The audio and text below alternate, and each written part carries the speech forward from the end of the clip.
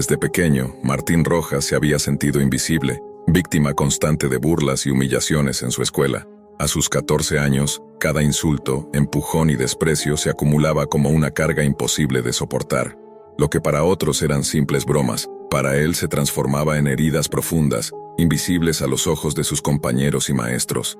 Su mundo parecía limitado a las aulas, los pasillos y su propia habitación, donde encontraba refugio solo frente a la pantalla de su computadora.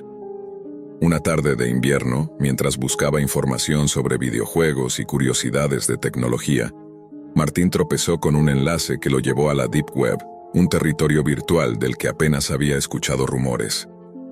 Allí, en medio de foros crípticos y anuncios que parecían sacados de un guión de terror, encontró algo que cambió todo. Un sitio oscuro, minimalista, con un formulario que prometía servicios que no podían existir en el mundo real. Sicarios a sueldo, con tarifas que parecían ajustables, pero sin detalles claros de cobro ni límites aparentes. Impulsado por la rabia acumulada durante años, Martín abrió el formulario. Su mente, nublada por el resentimiento y la impotencia, escribió los nombres de quienes más le habían hecho daño. 3 compañeros que se habían convertido en sus verdugos diarios y la profesora de historia, quien según él, lo había tratado injustamente frente a toda la clase. No pensó en el dinero. Sabía que no tenía cómo pagar, pero por un momento, la idea de la justicia absoluta lo cegó. Cerró el sitio con una mezcla de culpa y alivio, pensando que nada ocurriría. Los días siguientes fueron normales al principio. Martín intentó retomar su rutina escolar, aunque con la sensación persistente de que algo había cambiado. Hasta que, una tarde, la noticia cayó como un rayo. Uno de sus agresores había desaparecido. La policía hablaba de un accidente, pero Martín no pudo evitar sentir un escalofrío recorriéndole la espalda. Luego otro, y otro. Cada desaparición estaba marcada por circunstancias cada vez más extrañas y violentas, y cada vez que escuchaba su nombre en la televisión o en la radio, un miedo irracional se asentaba en su pecho. Martín intentó convencerse de que no tenía nada que ver, que todo era casualidad, que la vida simplemente se había vuelto cruel, pero la realidad le demostró lo contrario. Un día, al salir de clase, vio a su profesora acercarse con una sonrisa despreocupada. No hubo tiempo de alertarla, ni de huir. Un café que ella llevaba en la mano fue suficiente para sellar su destino. En segundos, frente a sus ojos, la mujer cayó fulminada, y la sensación de culpa y terror se transformó en un nudo imposible de deshacer. El miedo de Martín se volvió tangible. Comprendió que algo había escapado de su control, algo que había cruzado los límites de la realidad y que ahora lo perseguía a él. Esa noche, cuando regresaba a casa, las sombras de la calle parecían más densas, los ruidos más cercanos. Una figura apareció de repente frente a él. Un hombre alto, brutal, de mirada fría y metódica. Sin mediar palabra lo tomó, lo sujetó con fuerza y pronunció una frase que se grabaría en su memoria para siempre. Tu pedido ha sido cumplido. Ahora es tu turno de pagar. Lo que ocurrió después fue un caos difuso, una pesadilla tangible. Lo arrastraron por calles vacías, lo golpearon, y Martín sintió cómo su mundo se desmoronaba. Todo su cuerpo gritaba de dolor, pero la conciencia de la deuda que había contraído con la oscuridad era más aterradora que cualquier golpe. Cuando finalmente despertó, lo hizo en un hospital. Un riñón menos, una mano desaparecida, recuerdos fragmentados y un miedo profundo que lo acompañaría para siempre.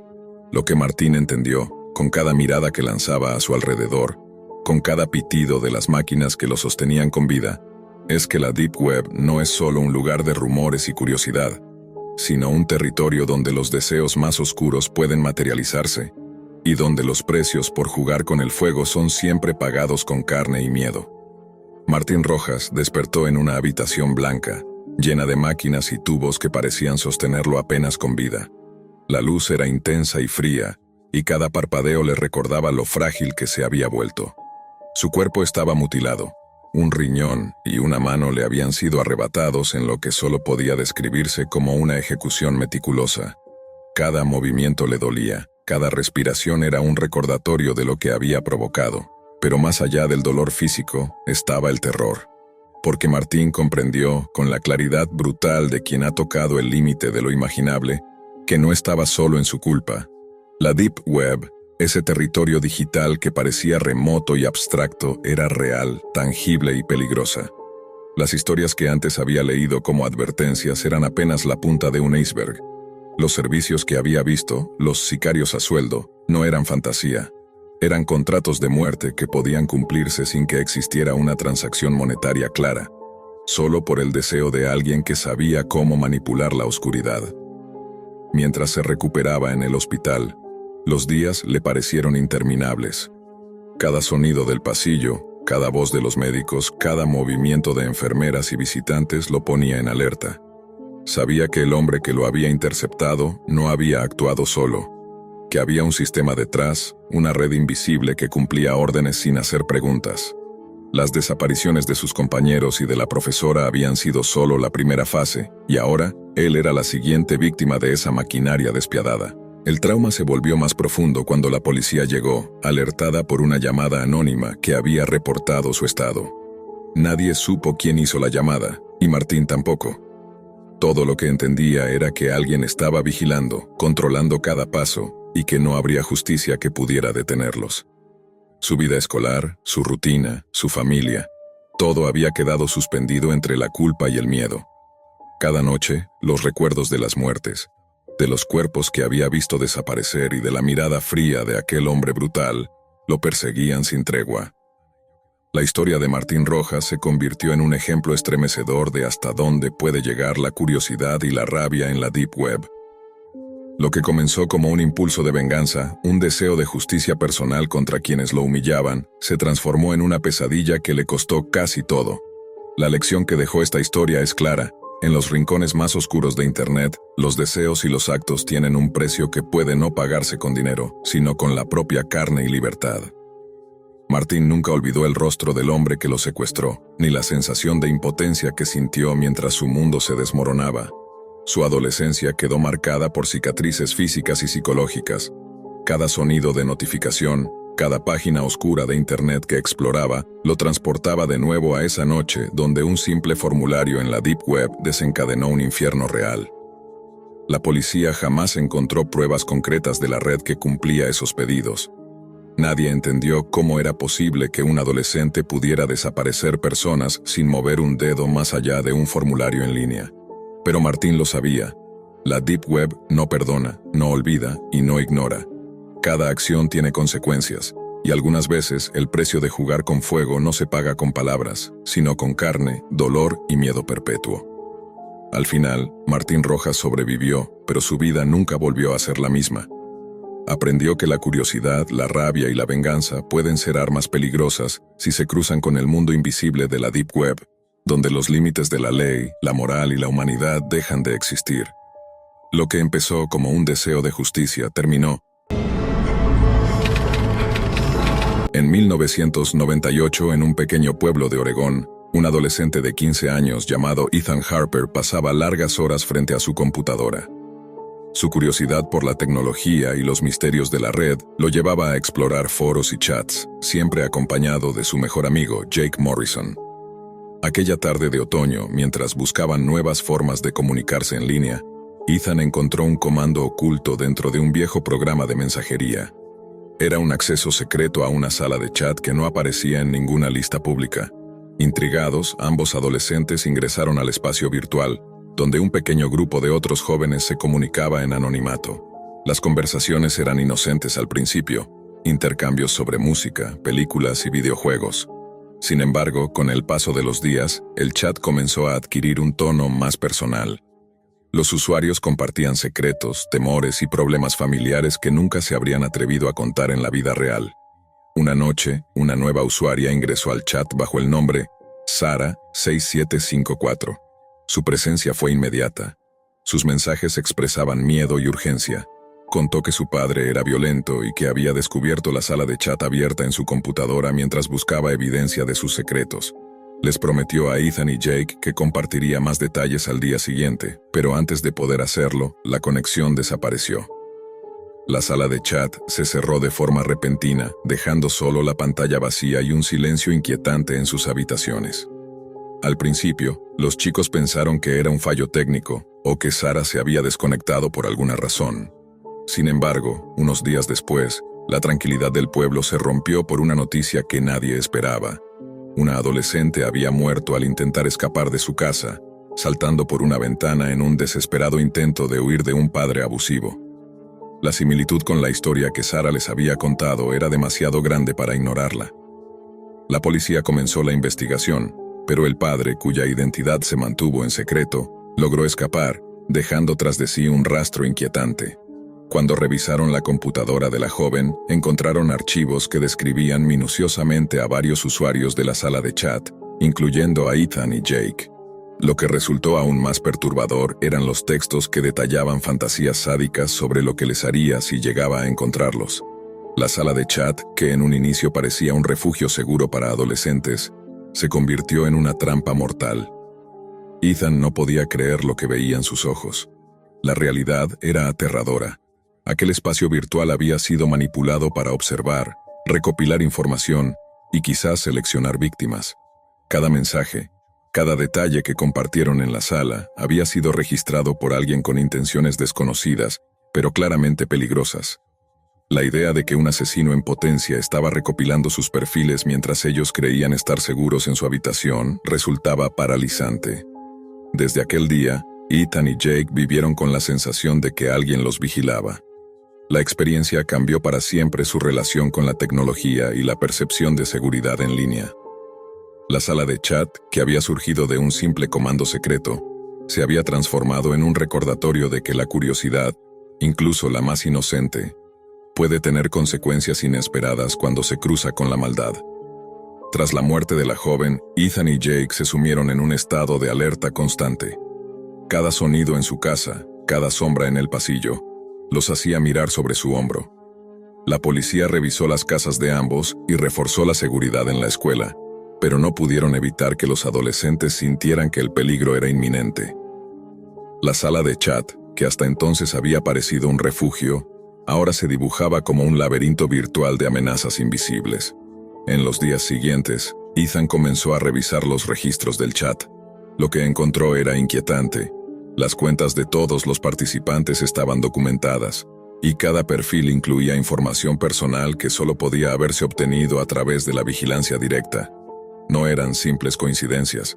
Alguien había tomado nota de sus rutinas, gustos y relaciones familiares.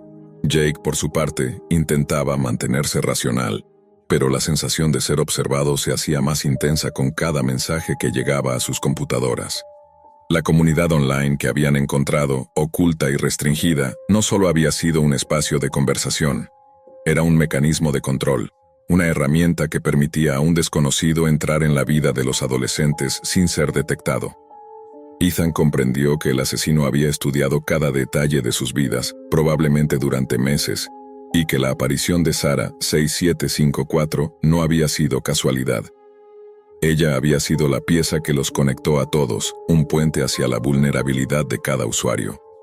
Mientras tanto, las autoridades locales habían ampliado la investigación. La policía descubrió que varios reportes de abusos y desapariciones de menores en la región coincidían con patrones similares al de la sala de chat. No podían establecer un vínculo directo, pero la posibilidad de que el mismo perpetrador estuviera detrás de más incidentes no se podía descartar. La prensa del pueblo comenzó a especular sobre la existencia de un depredador digital, un término que nadie entendía completamente pero que resonaba con miedo en las casas de Oregón. Ethan y Jake intentaron advertir a otros jóvenes sobre los peligros de aquella sala, pero la naturaleza secreta del chat hacía que cualquier advertencia fuera difícil de difundir. La tecnología que habían considerado inofensiva se convertía en sus manos en una especie de arma de doble filo. Cada intento de contacto con otros usuarios terminaba en silencio o en desconexiones inexplicables, como si el sistema mismo decidiera quién podía hablar y quién no. El impacto psicológico fue inevitable. Ethan comenzó a notar cambios en su comportamiento, insomnio, ansiedad y una obsesión creciente por la seguridad digital. Cada mensaje recibido fuera de lo común le provocaba una descarga de adrenalina que le recordaba que el asesino, aunque invisible, seguía ahí, vigilando. Jake también sufría, pero lo mostraba de manera diferente. Evitaba la computadora, intentaba retomar la normalidad escolar y pasaba más tiempo en actividades al aire libre, como si mantenerse ocupado pudiera protegerlo de un peligro intangible. A pesar de las medidas de seguridad, algo más perturbador emergió. Los chicos descubrieron que el registro que el asesino había creado no solo incluía información de los usuarios, sino también planes detallados de cómo podría encontrarlos en la vida real. Cada rincón de sus hogares, cada patrón de rutina, cada conexión familiar y social, estaba cuidadosamente documentado. No había dudas. La sala de chat no había sido un accidente. Era una trampa cuidadosamente construida, diseñada para seleccionar, observar y quizás actuar. La idea de que la persona detrás de todo esto aún caminaba libre por el pueblo transformaba su percepción de seguridad. La frontera entre la vida digital y la realidad se difuminaba, y Ethan entendió que, aunque la sala de chat ya no estuviera activa, su alcance seguía vigente. Cada clic, cada mensaje anterior, había dejado huellas que podían ser rastreadas por alguien que no dudaba en cruzar los límites legales y humanos. Con el paso de las semanas, la sensación de amenaza no solo permaneció, se profundizó. Ethan empezó a notar que ciertos usuarios que habían estado activos en la sala de chat Oregon Room simplemente dejaron de conectarse en cualquier plataforma. Intentó rastrear sus nombres, sus alias, cualquier rastro digital, pero encontró un vacío inquietante, como si nunca hubieran existido. Era como si la sala de chat hubiera reclutado a su propia lista de fantasmas. Jake, quien había logrado alejarse de la computadora por un tiempo, regresó una tarde con una noticia que lo dejó paralizado. Había encontrado un enlace en un foro antiguo, enterrado entre publicaciones sin fecha. El enlace mencionaba una sala idéntica, accesible solo mediante un comando específico, y que según los usuarios del foro, no pertenecía a la Internet convencional.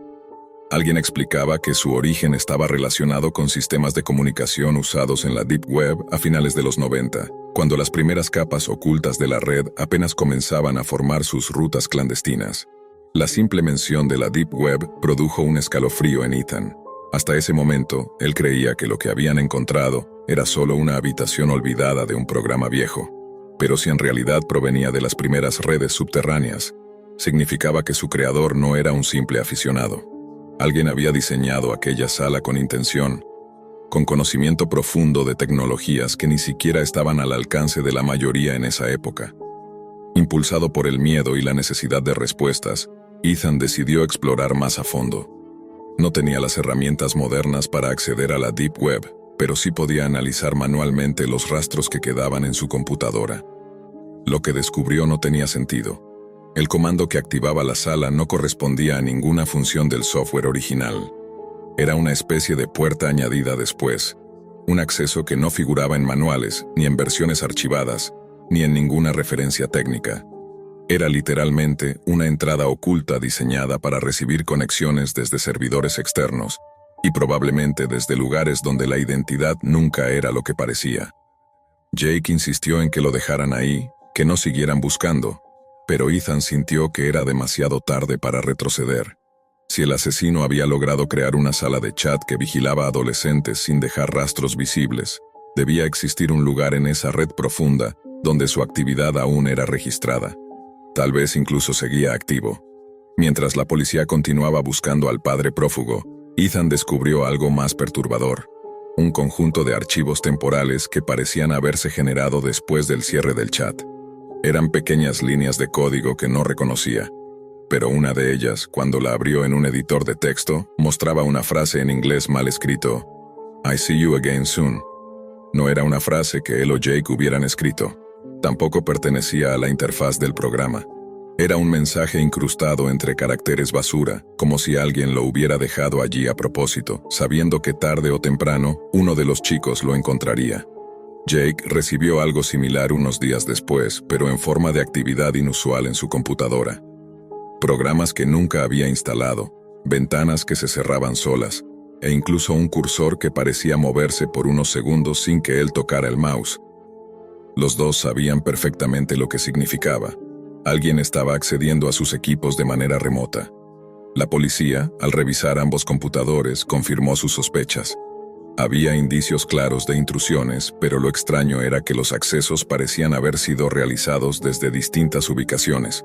todas asociadas a nodos antiguos de la Deep Web que ya no existían o que habían sido abandonados hacía años. ¿Se trataba del mismo hombre? ¿O de una red más grande? ¿La sala de chat había sido solo una herramienta o era parte de un sistema más complejo enterrado en las capas ocultas de la red? El pueblo comenzó a sentirse más tenso que nunca.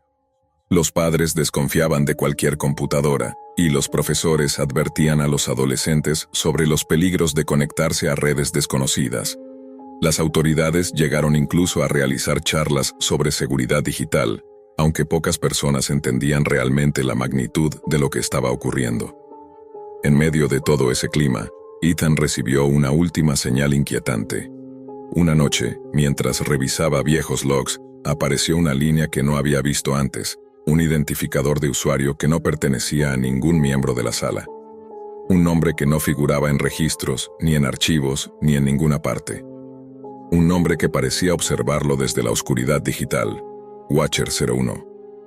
Fue entonces cuando Ethan comprendió que la sala de chat no había sido desactivada, solo se había movido, cambiado de lugar, replegado a un rincón más profundo y oscuro esperando la próxima oportunidad de activarse. Y lo peor no era que el asesino siguiera libre, lo peor era que al parecer seguía conectado. Con el paso de los meses, Ethan y Jake se convirtieron en expertos en rastrear señales digitales, pero la verdad era sombría. La persona que había creado la sala de chat nunca fue atrapada. Los archivos encontrados en la computadora de la víctima, los códigos incrustados, los registros de observación, todo indicaba que se trataba de alguien con conocimiento profundo de la tecnología, capaz de desaparecer sin dejar rastro en la red o en la vida real. Ethan decidió seguir investigando por su cuenta. Usando fragmentos de información de la Deep Web y antiguos foros ocultos, logró reconstruir partes del patrón de comportamiento del asesino. Descubrió que la sala de chat funcionaba como un anzuelo. Recopilaba perfiles, estudiaba rutinas y seleccionaba víctimas potenciales. Cada usuario que ingresaba dejaba huellas invisibles que podían ser explotadas por quien controlaba el sistema. Jake, aunque menos obsesivo, comenzó a entender la magnitud del peligro. Se dio cuenta de que no era un juego ni un error técnico. Aquella sala de chat era una trampa diseñada para manipular, acosar y posiblemente dañar a adolescentes que confiaban en la red. La muerte de Sarah, la desaparición de otros usuarios y los mensajes inquietantes eran solo la evidencia más visible de un esquema mucho más grande. Lo más escalofriante era que la identidad del hombre nunca se conoció. Las pistas apuntaban a alguien cercano, a alguien que había vivido entre ellos sin levantar sospechas, y que poseía una habilidad inusual para desaparecer después de cometer un acto criminal. La policía cerró el caso con la etiqueta de prófugo desconocido. Pero Ethan sabía que eso no significaba seguridad. Al contrario, la Deep Web y sus corredores ocultos ofrecían un refugio perfecto para alguien que entendía sus secretos digitales. Años después, Ethan aún recuerda con precisión aquella primera noche frente a la pantalla, la sensación de curiosidad que lo llevó a abrir el comando secreto, la emoción de interactuar con otros adolescentes y el horror de descubrir que el espacio que creía seguro era una trampa mortal. Cada vez que se conecta, aunque sea para cosas cotidianas, revisa los archivos y los registros antiguos, consciente de que alguien, en algún lugar de la red profunda, podría estar observándolo aún. El legado de aquella sala de chat no fue solo la muerte de una joven, ni el miedo que dejó atrás. Fue la lección de que la curiosidad puede cruzar fronteras invisibles y que la maldad puede esconderse en los rincones más inesperados de la tecnología. La Deep Web, en su vastedad y anonimato, ofreció al asesino la perfecta cobertura para continuar siendo un espectro, libre, indetectable, siempre un paso adelante de quienes intentaban rastrearlo.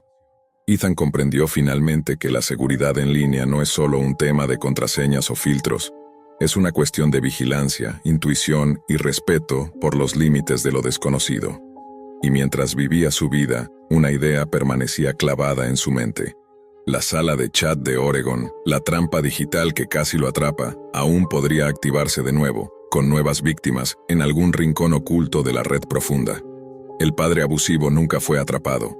La sala de chat desapareció de la superficie de Internet, pero su sombra permanece. Y en el anonimato de la Deep Web tal vez todavía esté esperando, observando, listo para volver a abrirse.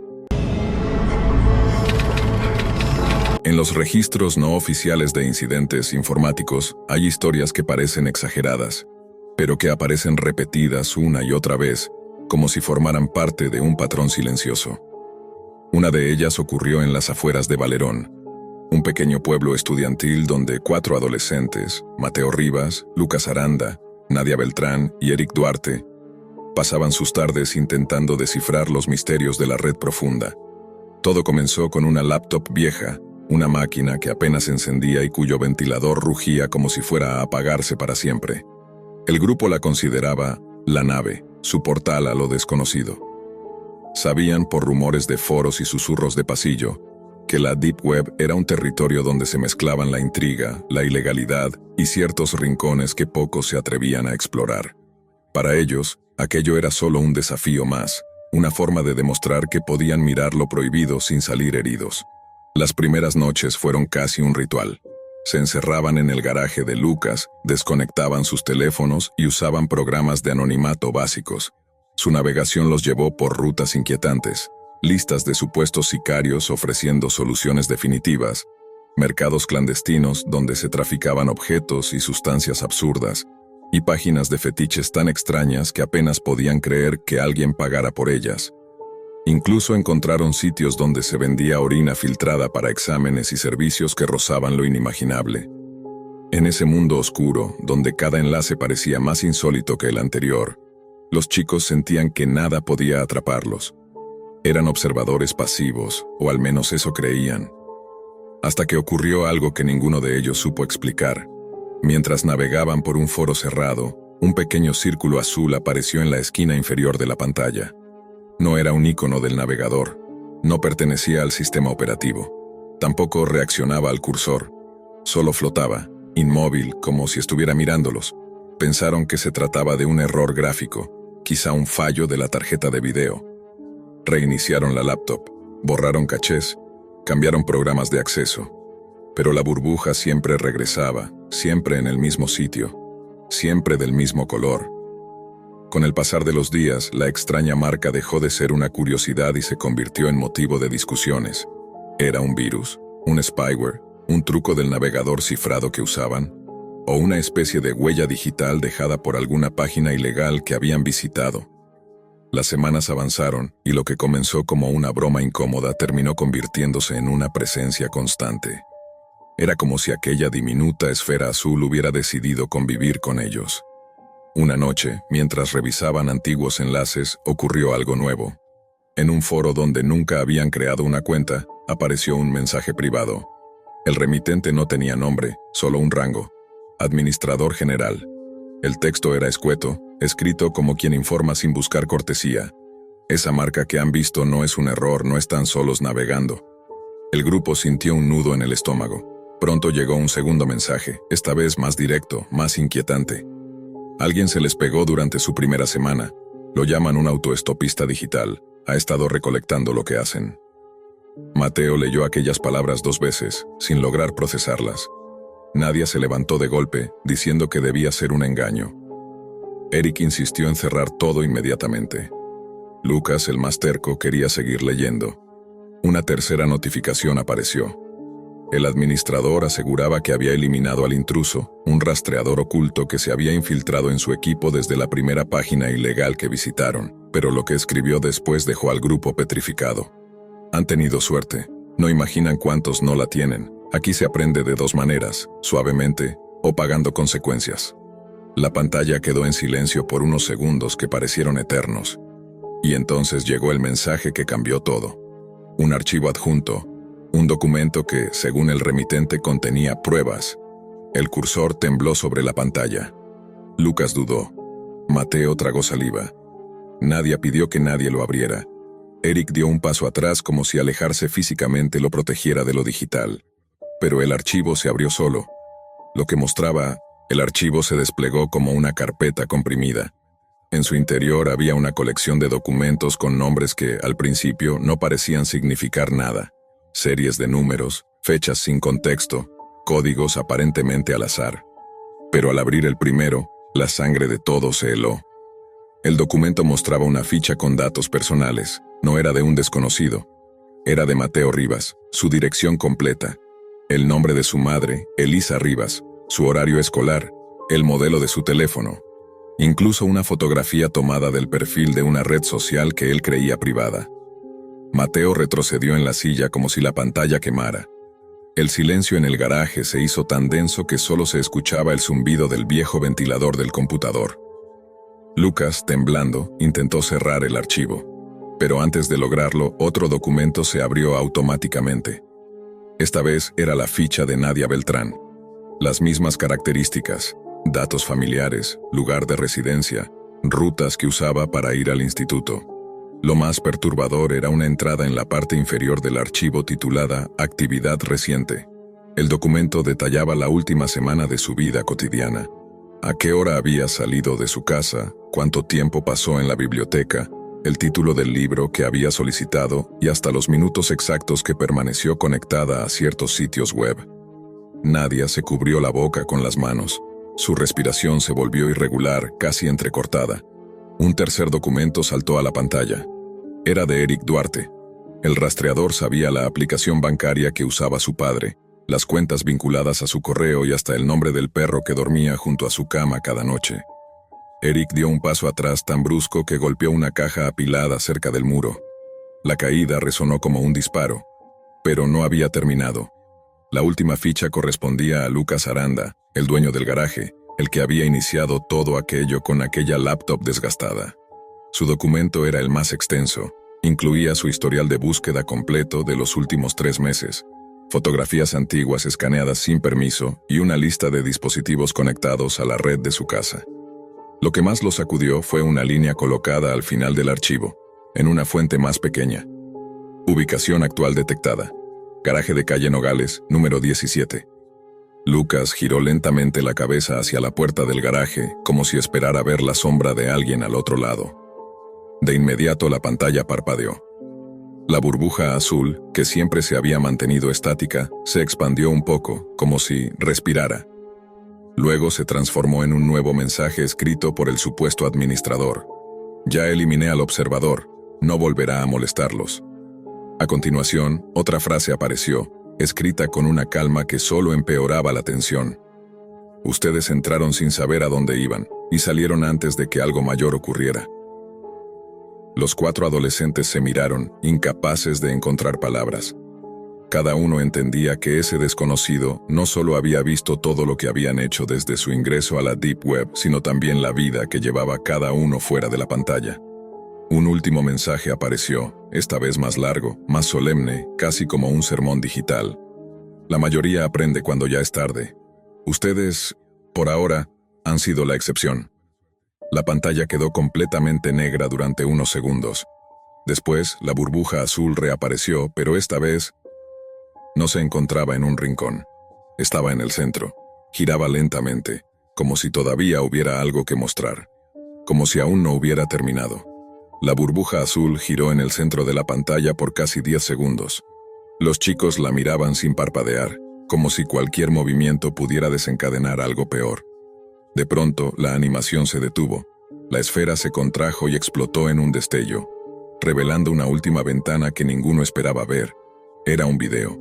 En la grabación, tomada desde la cámara frontal de la misma laptop, una cámara que todos pensaban que estaba dañada, aparecían ellos 4, sentados exactamente como estaban en ese momento, pero grabados en distintas noches. No eran capturas aleatorias, eran momentos en los que creían estar desconectados, fragmentos de conversaciones privadas, instantes en los que hablaban de sus miedos, sus problemas familiares y hasta de cosas que jamás habían contado a nadie. El video parecía editado para mostrar una idea clara, los habían observado desde el primer día. Nadia sollozó, Mateo quedó paralizado. Eric comenzó a repetir que había que apagarlo todo. Lucas intentó cerrar la grabación, pero no había botones, ni barra del navegador, ni forma alguna de salir. La grabación terminó con un cambio repentino de plano.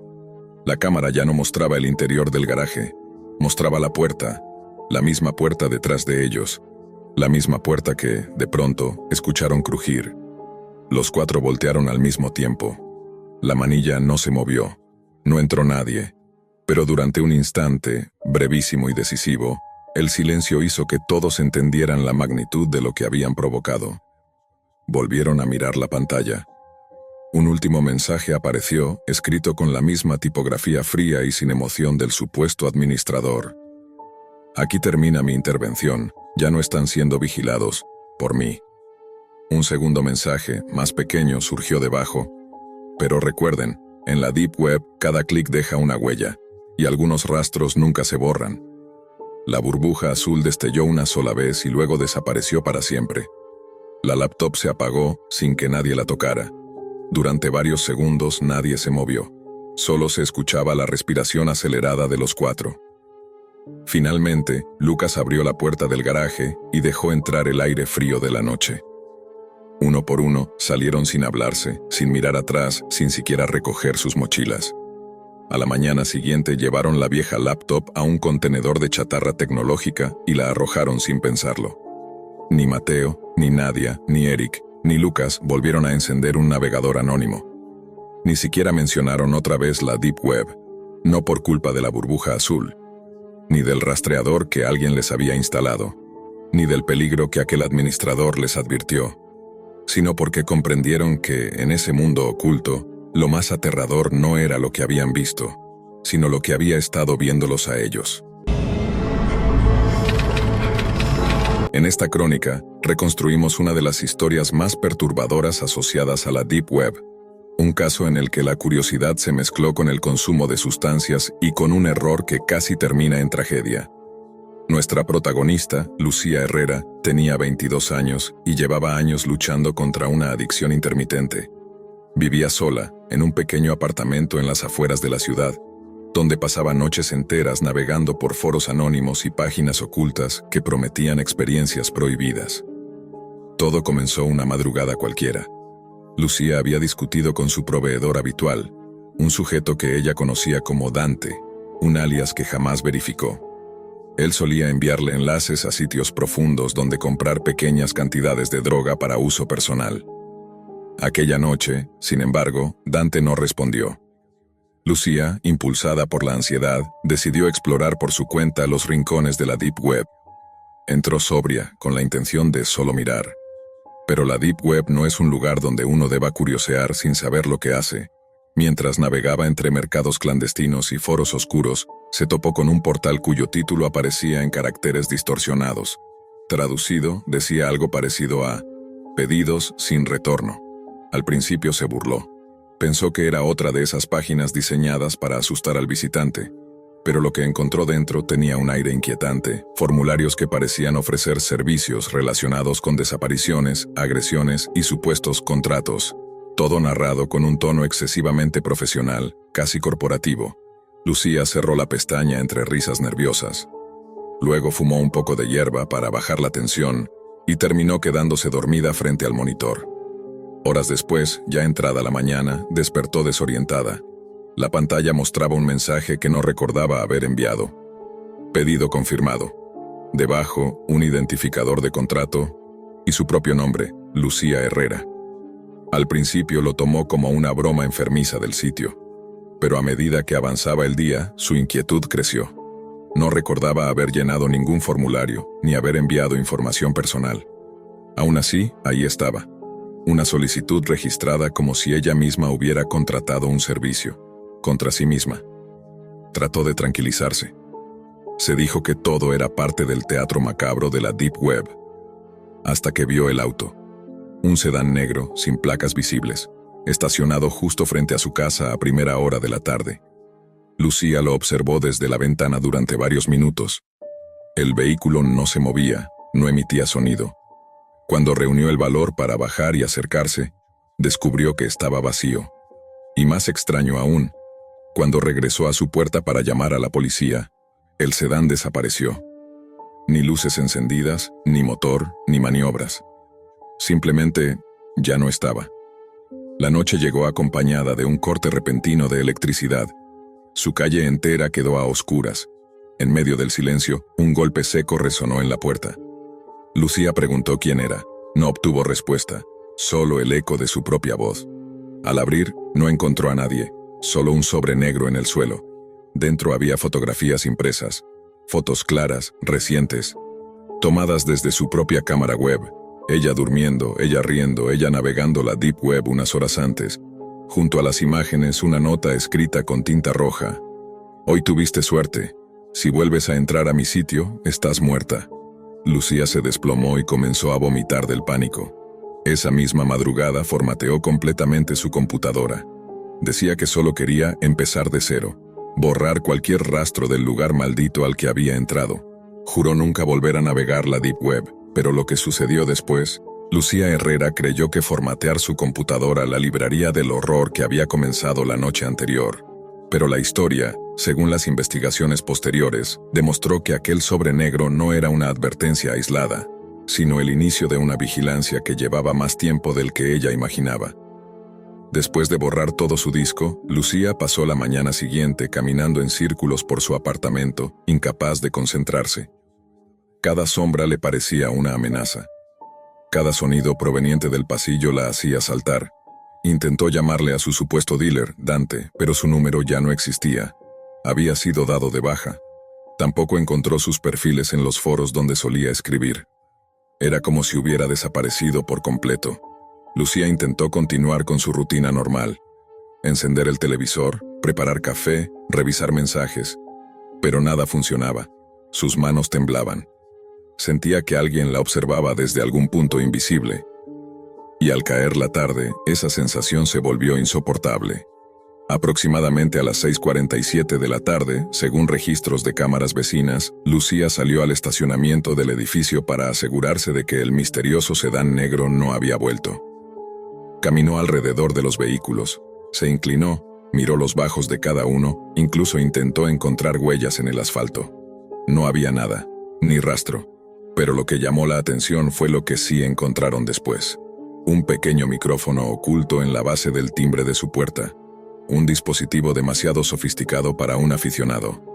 Lucía, sin saber esto aún, regresó a su apartamento e intentó convencer a sí misma de que todo había sido producto de la mezcla entre paranoia y marihuana. Pero el miedo regresó cuando, esa misma noche, la luz volvió a cortarse. Esta vez, no en toda la calle, solo en su apartamento. Los vecinos tenían electricidad. Ella, no. En la grabación del 911, llamada que nunca se concretó, se escucha cómo levanta el teléfono, marca, pero cuelga antes de que conteste el operador. Como si estuviera dudando entre pedir ayuda o evitar involucrar a desconocidos en algo que temía que se saliera aún más de control.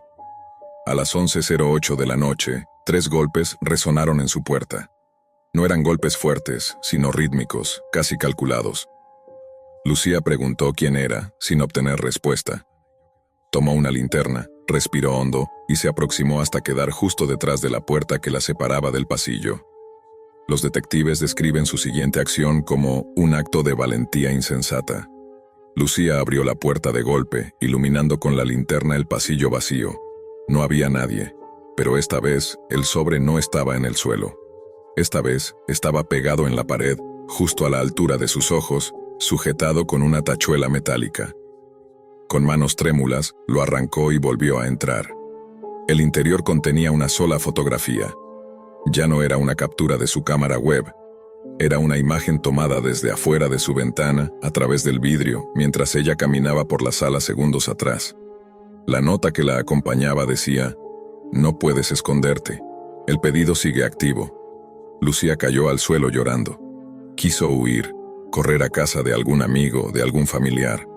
Pero su círculo social era pequeño y la vergüenza de explicar lo sucedido le impedía pedir ayuda. Sabía que si abandonaba el apartamento, quizás sería más vulnerable. Tampoco sabía si aquello era obra de un individuo, de un grupo organizado o de algún tipo de red clandestina vinculada a la Deep Web. Cada posibilidad era peor que la anterior. A la medianoche intentó bloquear su puerta con muebles, empujando un librero contra la entrada principal. Encendió velas para no estar completamente a oscuras. Pasó horas mirando la rendija inferior de la puerta por si veía sombras moviéndose afuera. Fue entonces cuando escuchó un sonido que describiría en sus notas posteriores como la señal de que algo estaba a punto de romperse. Un chasquido, suave, proveniente del balcón de su habitación.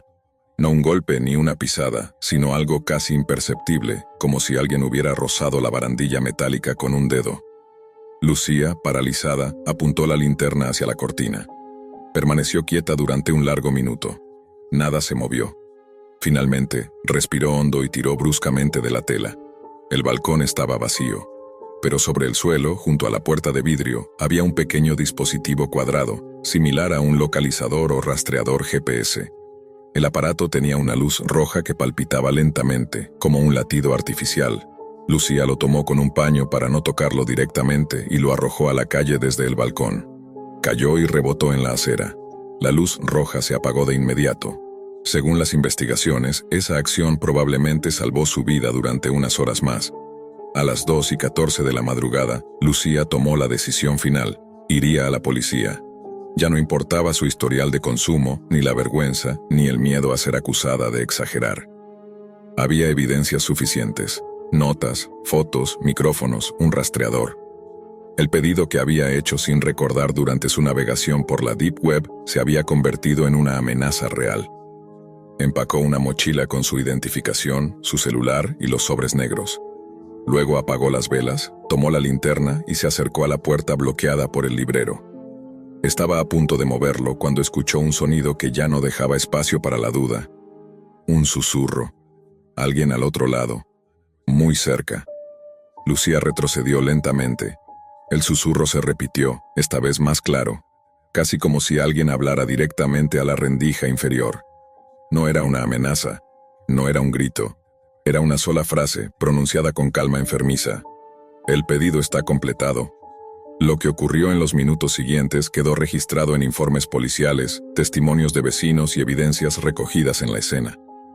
Lo que se encontró dentro del apartamento, lo que se descubrió sobre el sitio Pedidos sin retorno, y lo que realmente significaba el mensaje final, es, precisamente, el cierre de esta historia.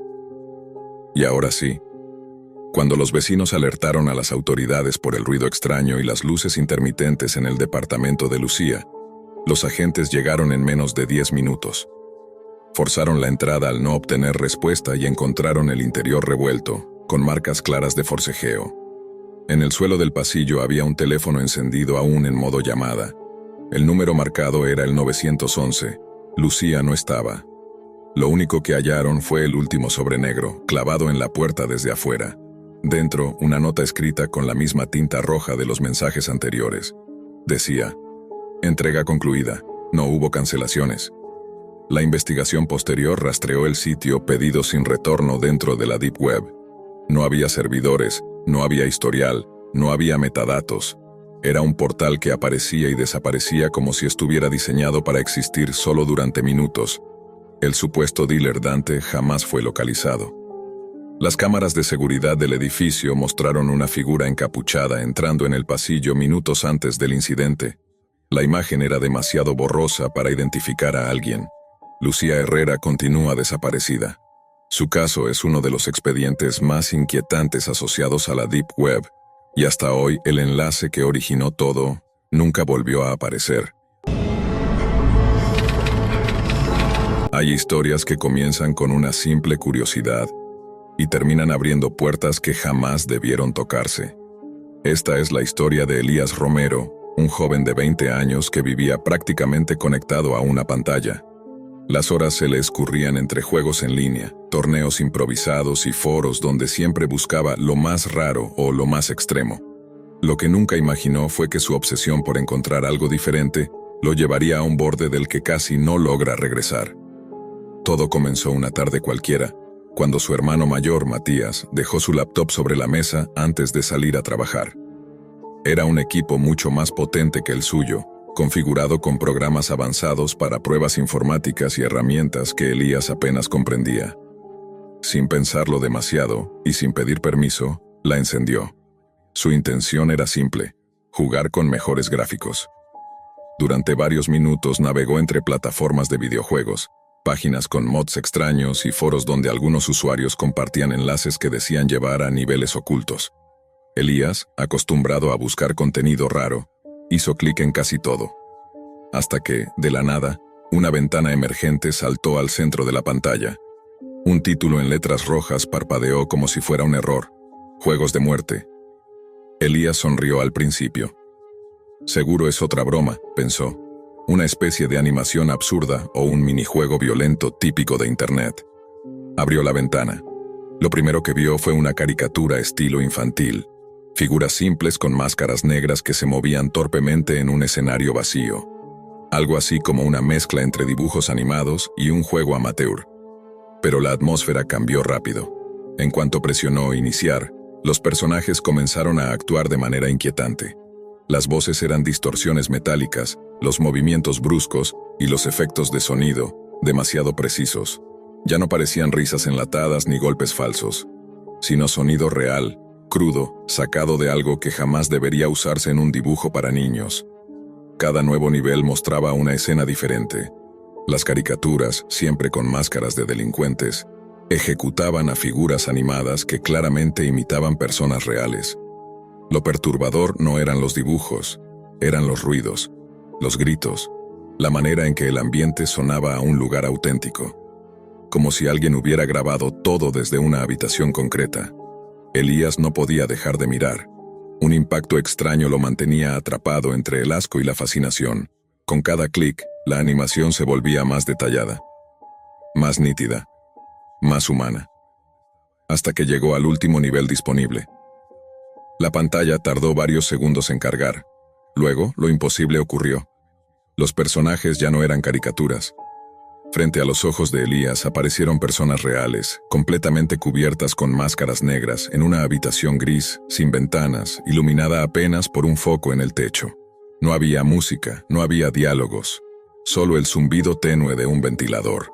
En el centro del lugar, sobre una mesa metálica, había restos inconfundibles. Elías sintió que la sangre se le helaba. Comprendió, de golpe, que todo lo anterior no eran animaciones. Eran recreaciones, copias estilizadas de algo que había ocurrido de verdad. Intentó cerrar la página de inmediato, pero el sitio cambió. La pantalla completa se volvió negra y 3 opciones aparecieron en el centro, como si el juego tuviera algo más que mostrarle. Quiero experimentar, no quiero, quiero conocerte. El cursor se movía con dificultad, como si la laptop ya no respondiera. Elías golpeó la tecla escape, cerró ventanas, presionó Alt más F4, pero nada funcionaba. La página seguía ahí, fija, con ese mensaje que parecía observarlo. Y entonces escuchó la puerta principal abrirse. Era Matías regresando a casa. Lo que sucedió después marcaría para siempre el destino de ambos, y sellaría la última vez que Elías se atrevió a entrar en algo relacionado con la Deep Web. Matías notó de inmediato que algo no estaba bien. Elías estaba pálido, con las manos aferradas al teclado, como si la máquina estuviera a punto de devorarlo. El brillo de la pantalla reflejado en su rostro mostraba aquellas 3 opciones inquietantes que no dejaban de parpadear lentamente. ¿Qué hiciste?, preguntó Matías, acercándose con una mezcla de preocupación y fastidio. No obtuvo respuesta. Elías solo señaló la pantalla. Matías era de esos que no se impresionaban fácilmente. Había pasado años entre códigos, pruebas de vulnerabilidad y sistemas de protección. Pero en cuanto vio el sitio, su expresión cambió de inmediato. No era la típica página emergente llena de virus. Aquello estaba programado con un diseño muy distinto, casi profesional, y con una profundidad que solo alguien habituado a moverse en zonas oscuras de la red podría identificar. «Esto no es un juego», murmuró. Tomó el control del equipo sin perder tiempo. Intentó cerrar procesos desde el administrador de tareas. El sistema no respondía.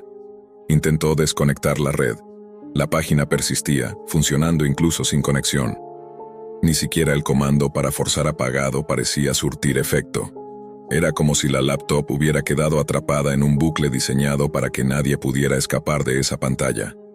Mientras Matías trabajaba, Elías no dejaba de mirar las opciones flotando en el monitor. Parecía que la interfaz esperaba una respuesta, como si supiera que alguien estaba decidiendo su próximo movimiento.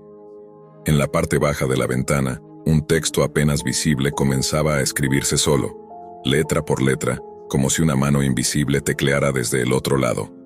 ¿Por qué tienes miedo, Elías? Su nombre. La página lo llamó por su nombre. El joven retrocedió en la silla, temblando. Matías frunció el ceño y buscó entre las opciones del sistema algo que pudiera darle un indicio.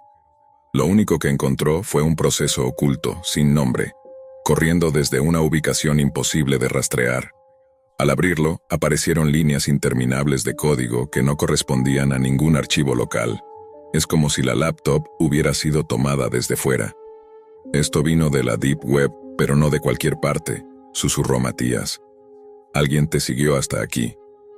Elías sintió que la garganta se le cerraba. La habitación gris, las máscaras, los sonidos reales, y ahora eso. Un mensaje dirigido a él. El miedo se transformó en una certeza nauseabunda. Lo estaban observando en tiempo real. Matías tomó una decisión drástica. Buscó un acceso directo a la BIOS y comenzó a manipular comandos manuales, introduciendo claves que había memorizado de su trabajo. El ventilador de la laptop rugió. La imagen tembló, se fragmentó en líneas, pero la página seguía peleando, como si resistiera cada intento de cierre. A cada segundo que pasaba, el mensaje en pantalla seguía escribiéndose. No cierres. Aún no has elegido. Te estamos esperando. Elías sintió que algo más iba a aparecer, algo peor. Había una tensión eléctrica en el aire, como si el propio dispositivo estuviera respirando. Matías, sin apartar la vista del código, habló con un tono firme. No vuelvas a abrir enlaces de sitios que no conoces. Esto no era para ti ni para nadie. ¿Puedes cerrarlo?, preguntó Elías con la voz rota. Voy a intentarlo, pero prepárate. Esto no va a soltar el equipo sin pelear. La pantalla titiló una vez más. El cursor se movió solo, acercándose lentamente a la opción «Quiero conocerte». Elías gritó. «No toques nada». Pero para entonces, algo ya estaba ocurriendo detrás de la pantalla. Algo que iba más allá de un simple sitio web. Lo que sucedió después marcaría un antes y un después en la vida de ambos. El cursor seguía avanzando hacia la opción «Quiero conocerte», como si una mano invisible guiara cada movimiento. La laptop vibraba levemente, algo imposible para un equipo común, como si el sistema entero estuviera forzándose a mantener esa página abierta.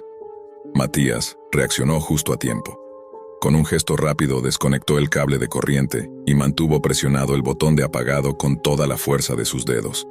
La pantalla parpadeó, luchó, volvió a encenderse por un instante mostrando la habitación gris y las máscaras, y finalmente se apagó por completo.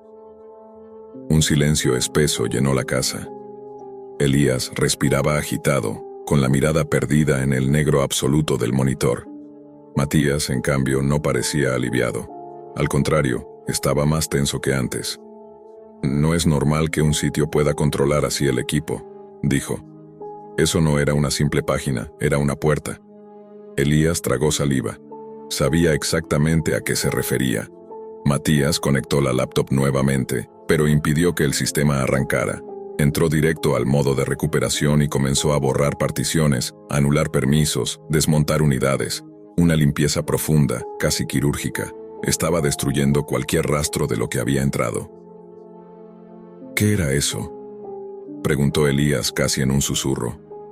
Algo a lo que no debiste acercarte, respondió Matías. No son juegos, no son bromas. Son grupos que se esconden en lo más profundo de la Deep Web. Y lo que viste no eran animaciones, eran grabaciones reales disfrazadas, clips que usan para enganchar a los curiosos. Elías sintió que la piel se le erizaba. Matías continuó. Y cuando haces clic, das tu firma digital. Ellos saben que entraste, te observan, esperan una reacción, buscan a quienes respondan. Elías se estremeció al recordar el mensaje escribiéndose solo, con su nombre. ¿Y si hubiera elegido alguna opción? No quiero ni imaginarlo, dijo Matías, sin levantar la vista. Por eso tengo que borrar todo. Si ese código llega a ejecutarse otra vez, podrían rastrear la IP, conectarse, o peor, intentar contactarte directamente. Mientras su hermano trabajaba, Elías volvió a pensar en la última imagen que vio. La habitación gris, las máscaras, los restos sobre la mesa. Pensó en que esas personas existían, en que estaban en algún lugar real, en que habían estado de algún modo frente a él. Finalmente, Matías cerró la tapa de la laptop exhausto. Listo. La bloqueé, la limpié y dejé un sistema básico. No vuelvas a tocar nada que no entiendas. especialmente enlaces que prometen niveles ocultos o juegos prohibidos. ¿Eso fue todo?, preguntó Elías. Ya no pueden. No te pueden contactar, por ahora, respondió Matías. Pero recuerda esto, cuando entras en algo así, ellos también entran en ti. Elías no volvió a preguntar. Esa noche durmió con la luz encendida por primera vez en años, y aunque intentó retomar su vida normal, hubo algo que nunca pudo sacarse de la cabeza. La sensación de haber sido visto, de haber sido elegido, como si alguien, en algún lugar, recordara su rostro. Días después, Matías decidió deshacerse de la laptop. La desmontó pieza por pieza y la llevó a diferentes centros de reciclaje sin dejar rastro alguno. Fue su manera de asegurarse de que ese acceso quedara completamente sellado. Y Elías tomó una decisión definitiva. Nunca volvió a usar un equipo que no fuera suyo. Nunca más abrió enlaces extraños. Y jamás, ni por curiosidad, ni por aburrimiento, ni por desafío, se volvió a acercar a nada relacionado con la Deep Web. Lo que vio aquel día no fue un juego, no fue entretenimiento, fue una advertencia. Una ventana que, por fortuna, logró cerrarse antes de que algo, o alguien, pudiera salir al otro lado.